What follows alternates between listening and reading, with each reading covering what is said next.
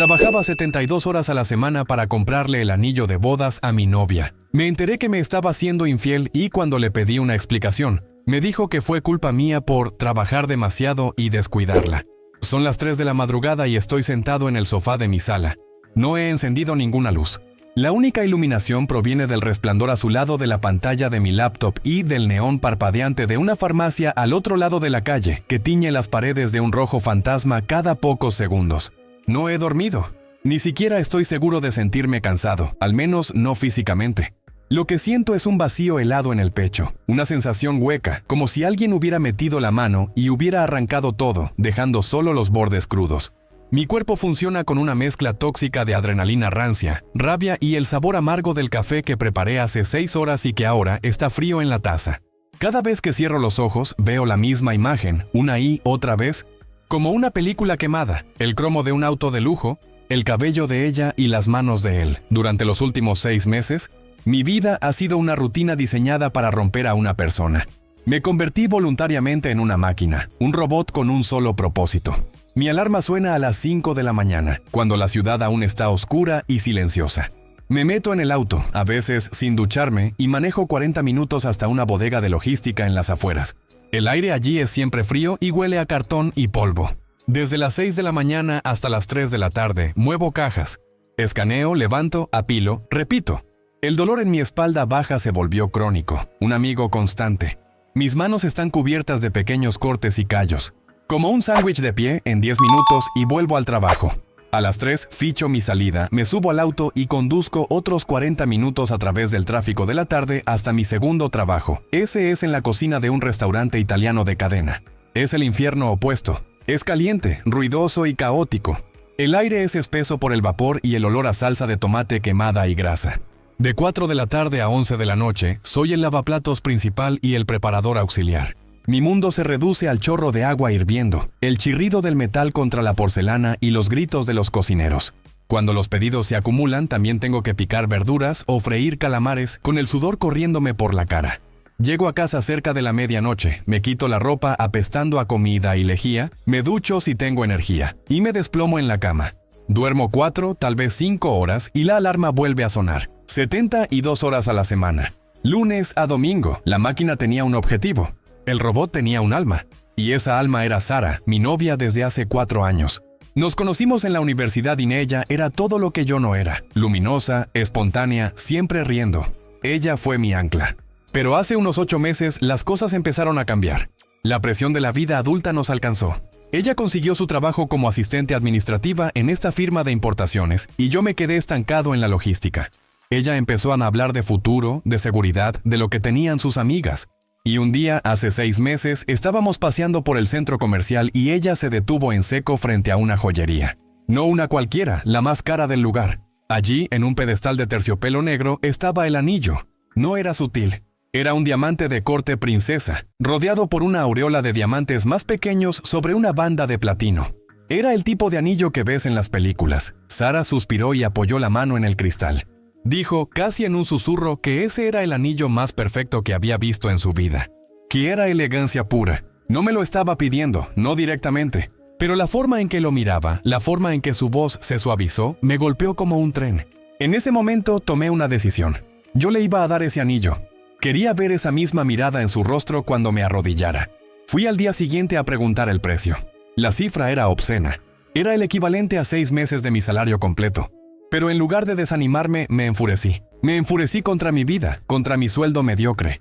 Así que conseguí el segundo trabajo. Me dije a mí mismo que sería temporal. 6 meses de infierno por una vida de felicidad.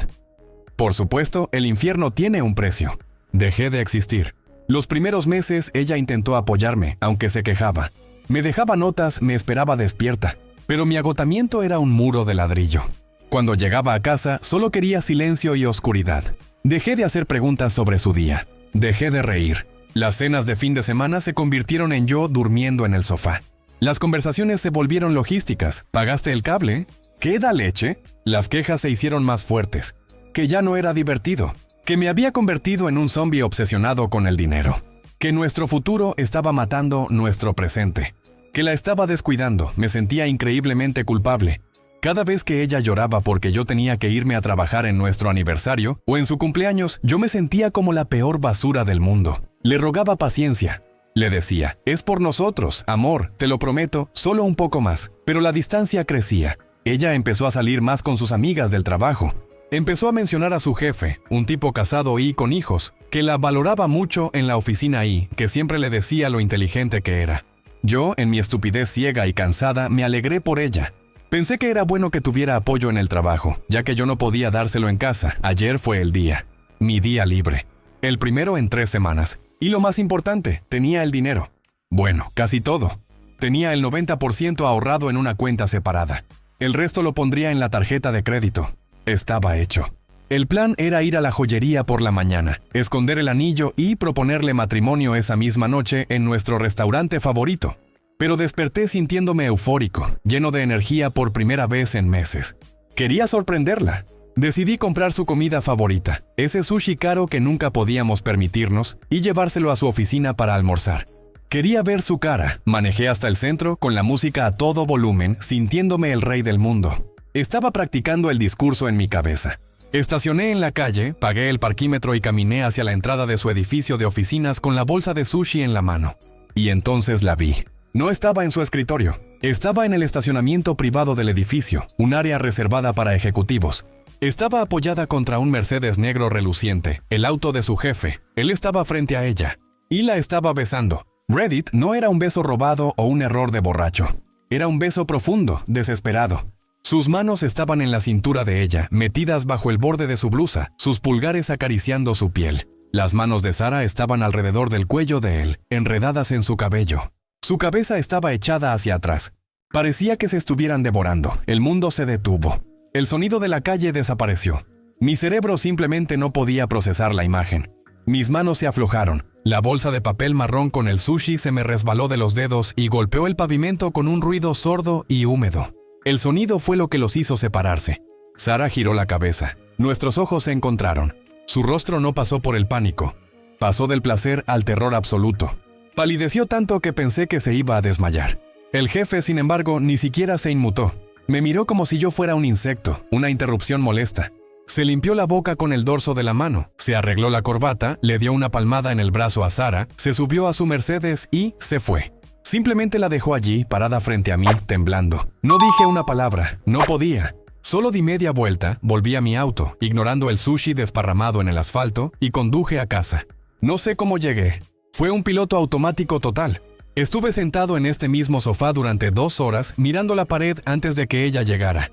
Entró con los ojos rojos y empezó una letanía de disculpas. Que fue un error, que no significó nada, que estaba confundida. Yo la dejé hablar. Cuando se quedó sin aire, solo le hice una pregunta. ¿Por qué? Y ahí fue cuando todo cambió. Las lágrimas se detuvieron al instante. Su tristeza fue reemplazada por una rabia fría que nunca le había visto. Me miró fijamente y su voz era dura. Dijo, ¿por qué? ¿En serio me lo preguntas? Es tu culpa, ¿entiendes? Me abandonaste. Desapareciste de mi vida y me dejaste sola.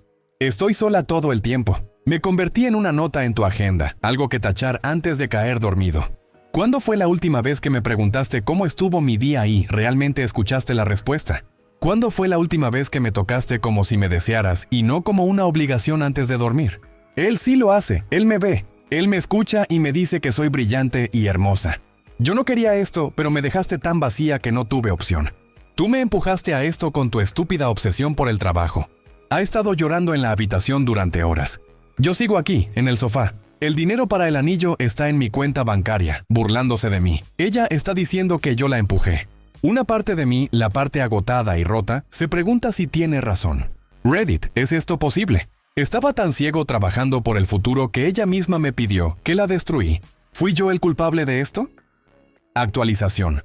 Primero que nada, gracias. No estoy bromeando, gracias. Publiqué eso anoche, o mejor dicho, esta madrugada, en un estado de shock absoluto. Me sentía como si me estuviera ahogando y hubiera lanzado la mano al aire, sin esperar que nadie la tomara. Me quedé dormido en el sofá por un par de horas, un sueño pesado y sin sueños, con la laptop sobre el pecho. Cuando me desperté, mi cuello estaba rígido y la luz grisácea de la mañana inundaba la sala, haciendo que todo pareciera aún más triste. Lo primero que vi fue mi teléfono. Estaba vibrando en la mesa de café y la pantalla estaba llena de notificaciones de Reddit, cientos de respuestas. Leí cada una de ellas, una por una, mientras el apartamento seguía en un silencio sepulcral.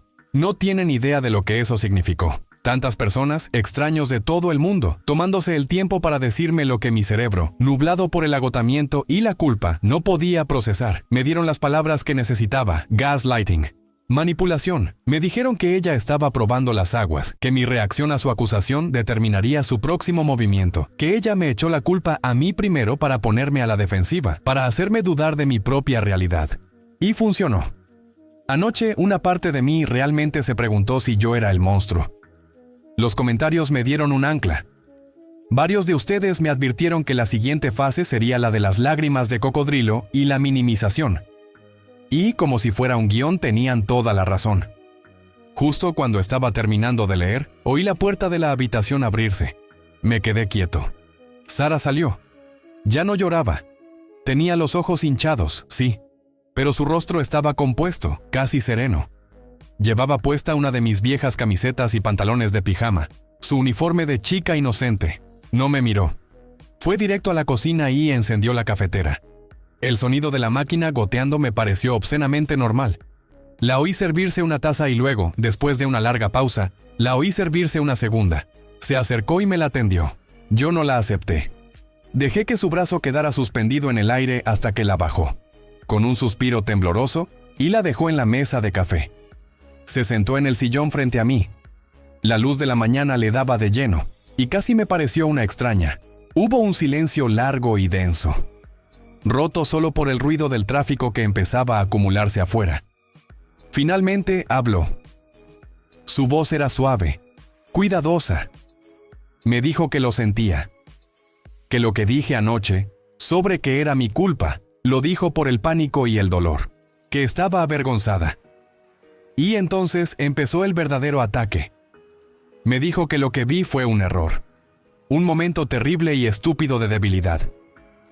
Usó las palabras exactas que ustedes predijeron. Dijo que solo fueron unos besos, que no había pasado nada más, que su jefe la había estado halagando durante meses, haciéndola sentir especial, y que ella, sintiéndose tan sola y abandonada por mí, se dejó llevar por la atención. Dijo que no significó nada, que me amaba a mí, y que nunca, nunca volvería a pasar. Yo no dije nada, solo la miré tratando de encontrar a la chica con la que me había enamorado, pero solo veía una actriz. Y una no muy buena. Ella debió notar mi frialdad, porque cambió de táctica. Pasó de la súplica a la negociación. Se inclinó hacia adelante, con los ojos llenos de lágrimas falsas, y me dijo que podíamos superar esto, que nuestra relación era más fuerte que un error estúpido, que ella estaba dispuesta a perdonarme por mi ausencia, si yo estaba dispuesto a perdonarla a ella por su desliz. ¿Entienden la locura? Ella me estaba ofreciendo perdonarme a mí, pero había una condición: para que ella pudiera sentirse segura otra vez, para que pudiera reconstruir la confianza que yo había roto con mi abandono. Yo tenía que demostrarle que ella era mi prioridad. Tenía que dejar mi segundo trabajo, inmediatamente, hoy mismo. Quería que volviera a casa a las 5 de la tarde. Quería cenas juntos. Quería fines de semana libres. Quería terapia de pareja. Y ya había buscado a un terapeuta. Me estaba dando un ultimátum: o mi trabajo o ella. Pero lo presentaba como la única solución para salvar lo nuestro. Me estaba pidiendo que renunciara a la misma meta que ella había establecido, como prueba de amor. La audacia de la propuesta me dejó sin aliento. Me sentí mareado. La manipulación era tan densa, tan experta, que casi me hizo dudar de nuevo. ¿Y si tenía razón? ¿Y si la única forma de arreglar esto era ceder, borrar los últimos 6 meses y volver a ser el que era antes? Le dije las únicas palabras que pude encontrar: necesito pensar. Necesito un poco de aire. Me levanté del sofá y caminé hacia el pequeño estudio que tenemos, la habitación de invitados que usamos como oficina. Cerré la puerta y la bloqueé. Mi corazón latía con fuerza. La oferta de Sara era como una droga seductora. Solo deja de luchar, ríndete y todo volverá a la normalidad. Pero entonces recordé otro consejo que leí en docenas de comentarios. Uno que me pareció paranoico y extremo en ese momento. Revisa las finanzas, sigue el dinero. Teníamos una cuenta bancaria conjunta. Era la cuenta principal. Mi salario de la bodega, el trabajo de tiempo completo, se depositaba allí automáticamente cada quincena. De ahí salía la renta, los servicios, el seguro del auto y los comestibles. Sara también depositaba su salario allí, o al menos se suponía que lo hacía. El dinero de mi segundo trabajo, el de la cocina, me lo pagaban en cheques físicos. Esos cheques los depositaba religiosamente en una cuenta de ahorros separada y secreta, la cuenta del anillo. Esa cuenta estaba a salvo, pero la conjunta no la había revisado en detalle en meses. Simplemente me aseguraba de que hubiera suficiente para cubrir las facturas. Confiaba en ella. Me senté en la silla del escritorio, abrí la laptop y entré al portal del banco. Tenía un nudo en el estómago que me dificultaba respirar. Abrí el estado de cuenta de la conjunta. Al principio todo parecía normal. Renta, compañía eléctrica, supermercado. Pero luego filtré las transacciones por la tarjeta de débito de ella. Mi corazón se detuvo. No era solo un beso. No era un momento de debilidad. Era un estilo de vida. Empecé a desplazarme. Hace 3 semanas. Un cargo de $250 en La Gaviota Azul, un restaurante de mariscos al que yo siempre había querido ir, y ella siempre decía que era demasiado pretencioso. El cargo se hizo un martes, a las 9 de la noche. Un martes. Yo estaba hasta los codos de grasa de freidora a esa hora. Seguí bajando. Hace un mes. $180 en Vino Divino, un bar de vinos de lujo. Un miércoles a la hora del almuerzo. Pero no era un almuerzo, el cargo era a la 1 de 1900 la tarde y luego había otro, del mismo bar, a las 4 de la tarde. 3 horas. Seguí. Compras de ropa en boutiques caras, cargos que ella había justificado como ropa nueva para la oficina. Cientos de dólares. Entonces lo vi. El cargo que hizo que la sangre se me fuera a los pies. Hotel Lumière. Un hotel boutique de 5 estrellas en el centro de la ciudad. No era un cargo de una noche completa. Era un cargo de uso de día. $200. Hace 2 meses. Mis manos temblaban tanto que apenas podía usar el mouse. Busqué Hotel Lumière en el historial. Apareció de nuevo. Hace un mes. Y de nuevo, hace apenas 10 días. Esto no era un desliz. Era una aventura sistemática, planeada y continua. Y lo peor, lo que me hizo sentir ganas de vomitar allí mismo, en el escritorio, fue la matemática. Revisé los depósitos. Ella no había depositado su salario completo en esa cuenta en meses. Solo depositaba una fracción, lo suficiente para que no pareciera obvio. El resto de los gastos, sus cenas caras, sus tardes de hotel, sus ropas nuevas, los estaba pagando con mi dinero. Con el dinero de mi trabajo en la bodega. El dinero que yo ganaba rompiéndome la espalda, moviendo cajas en el frío, el dinero que se suponía que era para nuestro alquiler y nuestra comida. Ella estaba usando mi agotamiento físico, mi sacrificio, para financiar su doble vida de lujo con su jefe. Toda la culpa que sentí anoche, toda la confusión que sentí esta mañana, se evaporó. Fue reemplazada por una rabia tan fría y tan clara que me asustó. Ya no estaba triste, ya no estaba confundido, estaba furioso. La imagen de ella llorando, diciéndome que yo la había abandonado, se repitió en mi mente, pero ahora la veía como lo que era. Una actuación brillante, una cortina de humo para mantenerme ciego, para mantenerme trabajando, para mantenerme pagando las cuentas mientras ella vivía la vida que yo supuestamente no podía darle. Ella no solo traicionó mi confianza, ella traicionó mi trabajo, mi sudor y mi sacrificio. Se estaba riendo de mí. Cada hora extra que hice, cada noche que me dormí llorando de cansancio, ella la estaba celebrando con champán y sábanas de hotel. Ya no me importa el anillo, ya no me importa la boda, ya no me importa ella. Ahora mismo solo quiero justicia. Actualización. 2 Salí del estudio. No cerré la puerta con llave esta vez. Dejé la laptop encendida con el estado de cuenta en la pantalla. Un monumento digital a su traición. Sara estaba en el sofá, con el teléfono en la mano, probablemente enviando mensajes de texto a su amante para quejarse de mí. Levantó la vista. Su rostro se compuso en una máscara de preocupación ensayada. «Bebé, ¿hablamos? ¿Podemos arreglar esto?» No le respondí. Caminé directo a la cocina, abrí el gabinete debajo del fregadero y saqué el rollo de bolsas de basura grandes. Arranqué 3 de ellas con un tirón violento. El sonido del plástico rasgándose pareció sobresaltarla más que si le hubiera gritado. Regresé a la habitación y abrí el armario. Comencé a sacar mis cosas, no las doblé. Agarré montones de camisetas, jeans, calcetines y los metí a presión en la primera bolsa. Sara me siguió, su voz subiendo una octava. «¿Qué estás haciendo? Detente. Estás siendo dramático. Te dije que fue un error». Agarré la segunda bolsa y fui al baño. Barrí todos mis artículos de aseo, mi cepillo de dientes, mi máquina de afeitar, el champú barato que usaba para ahorrar y los tiré adentro. Ella se paró en el marco de la puerta, su pánico volviéndose real. Las lágrimas falsas habían desaparecido, reemplazadas por una genuina histeria. No puedes simplemente irte. ¿A dónde vas a ir? Estás tirando 4 años a la basura por un beso estúpido. No fue un beso, le dije. Mi voz sonó extraña, profunda y muerta, como si viniera de otra persona. Fueron hoteles, Sara. Fue la gaviota azul. Fue mi dinero. El dinero de la bodega. Su rostro se descompuso. La palidez fue instantánea. Vio el estado de cuenta abierto en la laptop del estudio por encima de mi hombro. Supo que la había descubierto por completo. Se dio cuenta de que su actuación, sus lágrimas, su oferta de perdonarme, todo había sido inútil. Y como todo cobarde acorralado, en lugar de rendirse, buscó refuerzos. Agarró su teléfono y marcó. ¡Mamá!, gritó, ahora llorando de verdad, pero eran lágrimas de rabia y miedo. «Mamá, tienes que venir ya. Me está dejando. Está empacando sus cosas y me está acusando de cosas horribles. Se volvió loco. No me importó. Seguí empacando. La tercera bolsa la llené con mis libros, mi consola de videojuegos y los pocos objetos de valor que tenía. Mientras estaba desenchufando los cables, oí el elevador detenerse en nuestro piso y, segundos después, la puerta principal se abrió de golpe. Ni siquiera llamó. La madre de Sara irrumpió en el apartamento como un huracán. Es una mujer pequeña pero con una energía venenosa que llena cualquier habitación. Me vio en el suelo del estudio con las bolsas y se lanzó al ataque. «Tú», me señaló con un dedo nudoso. «¿Qué crees que le estás haciendo a mi hija? La estás humillando». Sara corrió a los brazos de su madre y empezó a sollozar, interpretando el papel de la víctima abandonada. «Me está dejando, mami. Dice que lo engañé solo porque estoy triste de que nunca esté en casa». La madre me fulminó con la mirada. «Lo sabía. Sabía que eras demasiado inmaduro para ella. Un hombre de verdad sabe cómo equilibrar su trabajo y su mujer. Un hombre de verdad no abandona a su familia por dinero. Tú fallaste primero.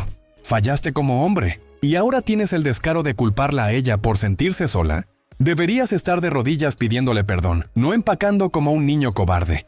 Yo solo me levanté, cerré la primera bolsa con un nudo y la puse junto a la puerta. Cada insulto que me lanzaba era como gasolina. No me dolía, me daba más fuerza. Estaba siendo culpado, juzgado y sentenciado por la madre y la hija en un coro de locura compartida. Estaban tan metidas en su propia narrativa que la verdad era irrelevante. Entonces, en medio de los gritos de mi suegra y los sollozos de Sara, mi teléfono vibró en mi bolsillo. Un número desconocido. Normalmente lo ignoraría, pero en ese momento cualquier distracción era bienvenida. Me alejé de ellas y contesté caminando hacia la ventana. «Diga». Hubo una pausa y luego una voz masculina, suave y arrogante, respondió. «Oye, campeón, habla Marcos, el jefe de Sara». Me quedé helado. Él, el tipo del Mercedes. ¿Cómo diablos consiguió mi número? «¿Qué quieres?», le dije. Pude casi oír su sonrisa engreída a través del teléfono. «Oye, tranquilo, hombre. Escuché que hubo un pequeño malentendido esta mañana. Un drama innecesario. Mira, Sara es una empleada fantástica y no quisiera que esto afectara su carrera, ¿sabes? Es una chica emocional». Hizo una pausa como esperando que yo dijera algo. «No lo hice», continuó. «Escuché por ahí que estabas ahorrando para algo especial. Un anillo, ¿verdad? Un gran gesto. Odio ver a un tipo trabajador como tú perder su inversión». Y entonces soltó la bomba. «Mira, ¿qué tal si te doy una compensación por las molestias? Digamos que te cubro el costo de ese anillo y un poco más, y tú y yo nos olvidamos de este asunto. Soy un hombre de familia, ¿entiendes? Esto solo necesita desaparecer. Un favor por otro. Me estaba ofreciendo dinero. Quería comprar mi silencio. Quería ponerme un precio, como si yo fuera un problema que se podía pagar y archivar. Su arrogancia, su tono condescendiente, su referencia a ser un hombre de familia mientras destruía la mía. Fue la gota que derramó el vaso. Toda la rabia fría que sentí se convirtió en fuego blanco y puro. No le dije nada. Solo apreté el botón de colgar con tanta fuerza que casi rompo el teléfono. Volví al estudio para agarrar mi propia laptop. La madre de Sara seguía gritando algo sobre la manutención. Y entonces vi lo que me faltaba. En su pánico por llamar a su madre, Sara había dejado su laptop abierta sobre el escritorio. La pantalla estaba encendida. Y el chat de la empresa estaba abierto. El nombre de Marcos, su jefe, estaba en la parte superior. Estaban hablando. Justo ahora. El último mensaje de él era: «El bebé llorón de tu novio no contesta. Probablemente esté haciendo pucheros en un rincón». No pude evitarlo. Subí en la conversación, y mi mundo, que ya estaba roto, se pulverizó. No eran solo planes para hoteles. Se estaban burlando de mí, se burlaban de mi sacrificio. Leí mensajes de Marcos preguntando, ¿el burro de carga ya se fue a su segundo turno? Y Sara respondiendo, sí, mi mula de trabajo está ocupada pagando mi futuro anillo, jajaja. Mientras yo me divierto con un hombre de verdad. Había otro donde ella se quejaba de que yo estaba demasiado cansado para todo, y él le respondía que me ordeñara bien el dinero antes de dejarme. Había uno donde ella le decía que amaba lo fácil que era hacerme sentir culpable y que un par de lágrimas y me tenía comiendo de su mano. Cada mensaje era un puñal. Mi trabajo, mi agotamiento, mi amor, todo era una broma para ellos. Un medio para un fin. Saqué mi teléfono. Mis manos no temblaban. Estaban perfectamente firmes. Abrí la cámara. Fotografié cada línea de esa conversación. Me moví a mi propia laptop y fotografié los extractos bancarios, con los cargos del hotel y los restaurantes marcados en rojo. Fotografié los depósitos parciales de ella y los depósitos completos míos. Reuní un expediente digital de su traición en menos de 5 minutos. Luego abrí mi navegador. Busqué el nombre completo de Marcos. Su perfil de redes sociales era privado, como era de esperar. Pero el de su esposa no. Su perfil era público. Un monumento a la familia perfecta. Fotos de sus 2 hijos pequeños sonriendo en uniformes escolares. Fotos de ella y Marcos en vacaciones, abrazados. Su biografía era una frase sobre la lealtad y la bendición de la familia. Era nauseabundo, le di al botón de enviar mensaje. Mi corazón latía con fuerza contra mis costillas, un tambor de guerra. Escribí el mensaje, señora, empecé. Usted no me conoce y lamento profundamente ser yo quien le escriba esto. Mi nombre es, y hasta hoy, era el novio de Sara, la asistente de su esposo. Llevo 6 meses trabajando 72 horas a la semana para ahorrar para un anillo de compromiso. Mientras yo hacía eso, su esposo y mi novia han estado teniendo una aventura. No solo eso, han estado usando mi dinero para financiarla y burlándose de mí a mis espaldas. No esperaría que me creyera. Así que le envío las pruebas. Adjunto los extractos bancarios de los hoteles y las cenas y las capturas de pantalla de sus conversaciones privadas. Lamento mucho que se entere de esta manera. Usted y sus hijos no se merecen esto. Adjunté cada foto, cada captura de pantalla, cada prueba. Presioné enviar. El mensaje se marcó como entregado. Apagué mi teléfono completamente. Lo guardé en mi bolsillo. Agarré las 3 bolsas de basura llenas de mi vida y mi laptop. Caminé hacia la puerta principal. Sara y su madre se habían callado. Me estaban mirando, sus rostros pálidos, probablemente preguntándose qué había estado haciendo tan silenciosamente en el estudio. No dije adiós, no dije nada. Abrí la puerta, salí al pasillo y la cerré detrás de mí. El sonido del cerrojo encajando fue el sonido más dulce que había escuchado en 6 meses. Actualización. 3 He estado en el apartamento de mi mejor amigo, David, durante los últimos 3 días. No recuerdo mucho del viaje en auto desde mi antiguo apartamento hasta aquí. Fue puro piloto automático. Dejé las 3 bolsas de basura llenas de mi vida en la puerta de su casa, y él abrió. Es el tipo de amigo que no necesita muchas explicaciones. Vio mi cara, vio las bolsas de basura y simplemente dijo, entra, el sofá es tuyo. Hay cerveza en la nevera. No hice preguntas, no di explicaciones. Entré, me dejé caer en su sofá y sentí como los últimos 6 meses de agotamiento físico y las últimas 24 horas de trauma emocional me golpeaban como un muro de concreto. Lo último que recuerdo es haber sacado mi teléfono del bolsillo, mirarlo por un segundo y presionar el botón de apagado. La pantalla se volvió negra y, por primera vez, sentí un silencio absoluto. Dormí 14 horas seguidas. Cuando desperté, el sol estaba en un ángulo extraño. Era media tarde del día siguiente. Mi cuerpo dolía de formas que no sabía que eran posibles. Cada músculo, cada articulación protestaba. Era como si el estrés y la adrenalina hubieran estado manteniendo unido mi cuerpo. Y en el momento en que me relajé, todo se desmoronó. David había dejado una nota en la mesa. Salí a comprar comida. No te muevas. Me quedé allí en el silencio de su apartamento y no hice nada. Miré el techo. Escuché los autos pasar. No pensé en Sara, no pensé en Marcos, no pensé en el dinero. Mi cerebro estaba vacío, como un disco duro recién formateado. Fue un día entero de silencio. Comí la pizza que David trajo, vimos una película de acción sin sentido y me volví a dormir. Esta mañana, al tercer día, me desperté sintiéndome casi humano. El dolor físico seguía allí, pero la niebla mental había empezado a disiparse. Y con la claridad vino el miedo. El teléfono seguía apagado sobre la mesa de café, un pequeño rectángulo negro y ominoso. Sabía que tenía que encenderlo. Era como saber que tienes que arrancarte una curita. La anticipación era peor que el acto. Finalmente, respiré hondo y mantuve presionado el botón. La pantalla cobró vida, y con ella llegó el infierno digital. Fue una explosión. Una cacofonía de vibraciones y pitidos que duró casi un minuto entero. Decenas y decenas de notificaciones. Tenía 37 mensajes de texto de Sara. Los leí en orden y fue como ver las 5 etapas del duelo en tiempo real, pero de una forma psicótica. Empezaron con pánico. ¿Dónde estás? Contesta. Tenemos que hablar. Luego pasaron a la negociación. Vale, lo siento. Tienes razón. Vuelve y lo arreglaremos, te lo prometo. Dejaré mi trabajo si eso quieres. Luego, cuando vio que no respondía, vino la ira. Eres un cobarde. Arruinaste mi vida. ¿Cómo pudiste hacerme esto? Eres un monstruo. Y finalmente, las súplicas patéticas. Por favor, contesta. Te amo. No me hagas esto. No sé qué hacer. Había 22 llamadas perdidas de ella. 15 de su madre. 10 de números desconocidos que asumí eran su padre, su hermana y cualquier pariente al que hubiera logrado convencer de su historia de víctima. Mi corazón latía con fuerza, pero no era tristeza. Era asco. La miríada de tácticas, la desesperación por recuperar el control. Metódicamente, sin emoción, bloqueé su número. Luego bloqueé el de su madre. Luego bloqueé cada uno de los números desconocidos que me habían llamado. Uno por uno. Con cada número bloqueado sentía que cortaba un hilo más de la telaraña. Justo cuando terminé, entró un mensaje de un número que sí reconocí. Alex, un antiguo colega que trabajaba en un departamento diferente en la misma empresa que Sara. No éramos grandes amigos, pero éramos cordiales. El mensaje era corto. Tío, no sé qué demonios hiciste, pero aquí es una zona de guerra nuclear. Acaban de sacar a Sara con seguridad. Mi estómago dio un vuelco. Lo llamé de inmediato. Contestó al segundo tono. Su voz era un susurro apurado. ¿Hola? Le dije que era yo. Tío, dijo, nunca he visto nada igual. Esto fue de nivel ejecutivo.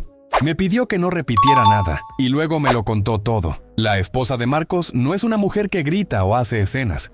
Aparentemente es abogada. No se presentó en la oficina ayer gritándole a Sara. No, fue mucho peor.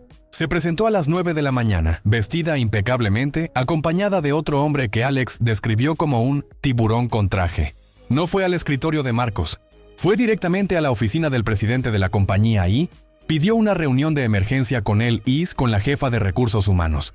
Se sentaron en la sala de conferencias principal y, con una calma aterradora, ella presentó sus pruebas. Alex me dijo que la noticia se filtró por una asistente de RRHH que estaba en la reunión. La esposa presentó las fotos, presentó los mensajes, pero lo que hizo estallar todo fue la evidencia financiera. Aparentemente, el imbécil de Marcos no estaba pagando los hoteles y las cenas caras con su dinero personal.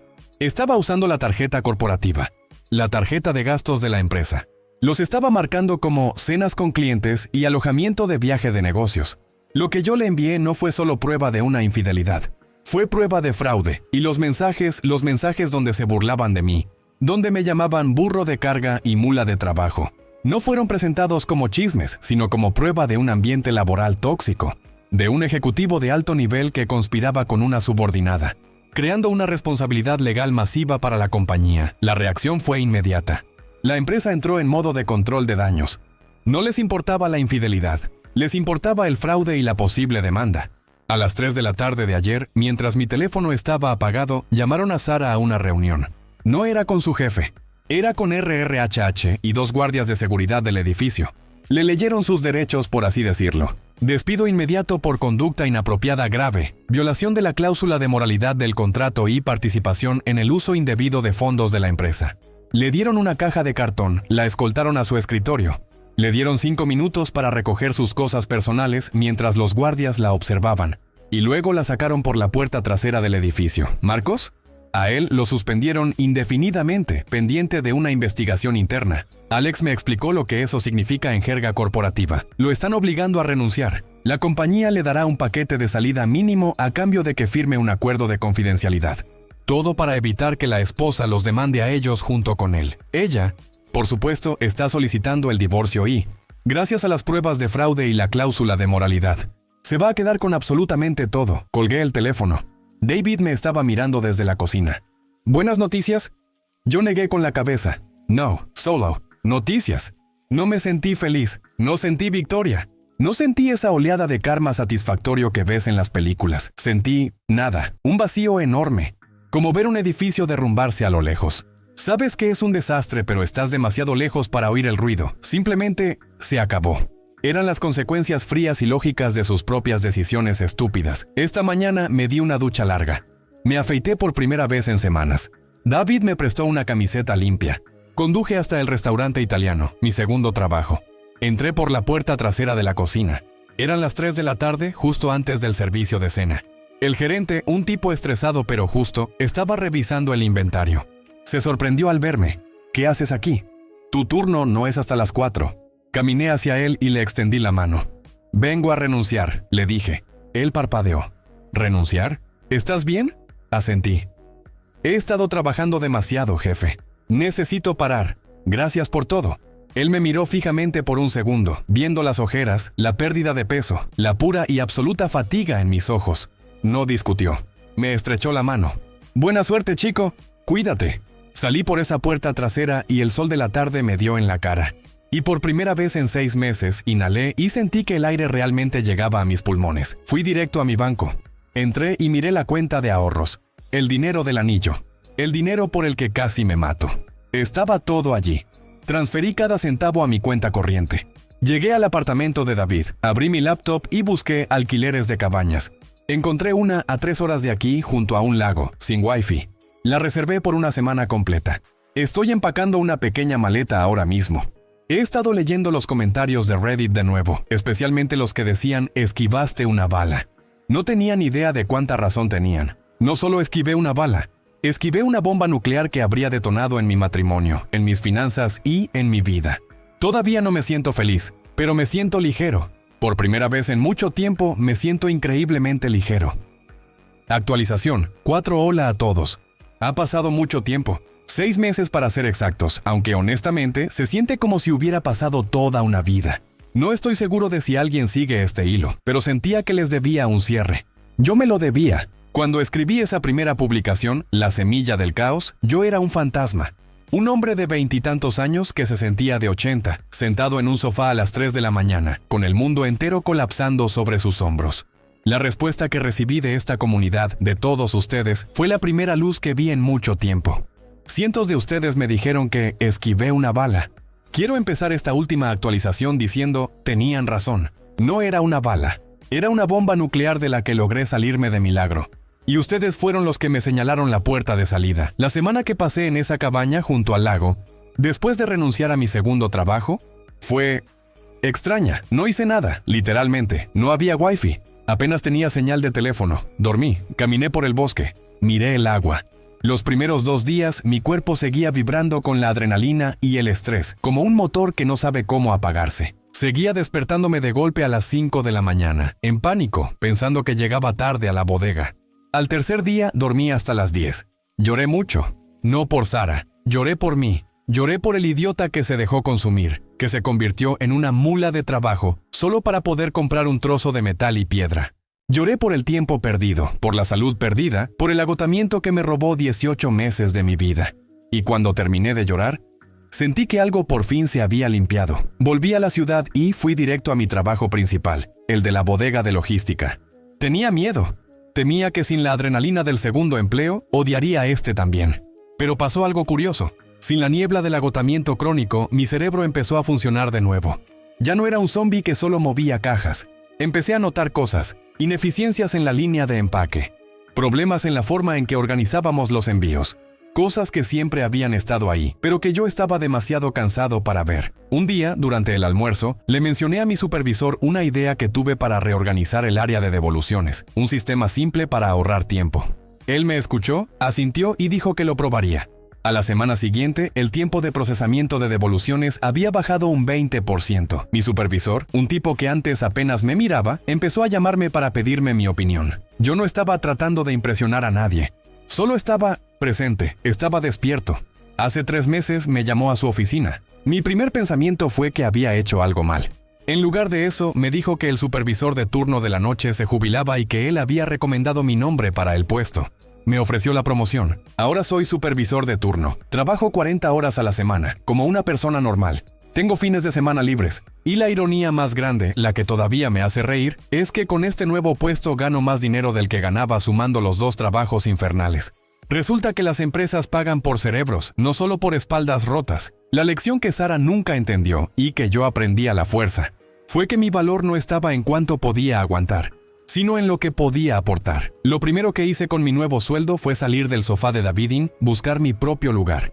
Encontré un apartamento pequeño, de un solo dormitorio, al otro lado de la ciudad, lejos de mi antigua vida. Es la mitad del tamaño del que compartía con Sara, pero se siente el doble de grande. No hay recuerdos aquí. No hay rincones que me recuerden sus mentiras. Pinté las paredes de un color verde pálido y compré muebles de segunda mano. Es mi santuario. He vuelto al gimnasio. Recuperé los 10 kilos que había perdido. He aprendido a cocinar comida de verdad, no solo a comer sándwiches fríos en mi auto. Me siento sano. Por primera vez en años, sé lo que están pensando. ¿Qué hay de mi vida personal? Durante meses no hice nada. La sola idea de confiar en alguien me daba náuseas. Pero hace unos 2 meses conocí a alguien en el gimnasio. Su nombre es Clara. Empezamos a hablar entre series, luego fuimos por un café. Ha sido lento, ha sido cuidadoso. He estado aterrorizado esperando que aparecieran las banderas rojas. Pero ella es diferente. Es tan fundamentalmente diferente que es casi desconcertante. La otra noche tuve un día terrible en el trabajo. Un envío masivo se retrasó, el sistema se cayó y llegué a su casa 2 horas tarde, sintiéndome irritable, agotado y oliendo a cartón. Me preparé instintivamente para la pelea. Me preparé para el «nunca me pones atención» o el «te importa más tu trabajo». En lugar de eso, Clara me abrió la puerta, me miró de arriba a abajo y dijo «Vaya, pareces destruido». Me quitó la mochila de los hombros. «Ve a ducharte.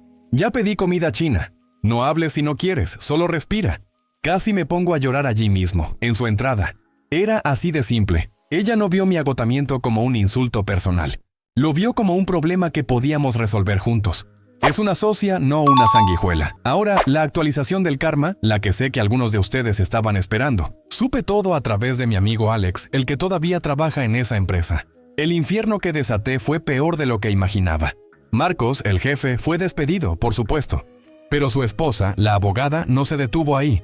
Durante el proceso de divorcio, usó las pruebas de fraude con la tarjeta corporativa y los mensajes de acoso moral para asegurarse de que él fuera destruido no solo legal, sino profesionalmente. Hizo filtrar la historia a los principales reclutadores de la industria. El tipo es radiactivo. Perdió su trabajo, su casa en los suburbios, la mitad de su pensión y, según Alex, fue visto trabajando en un concesionario de autos usados.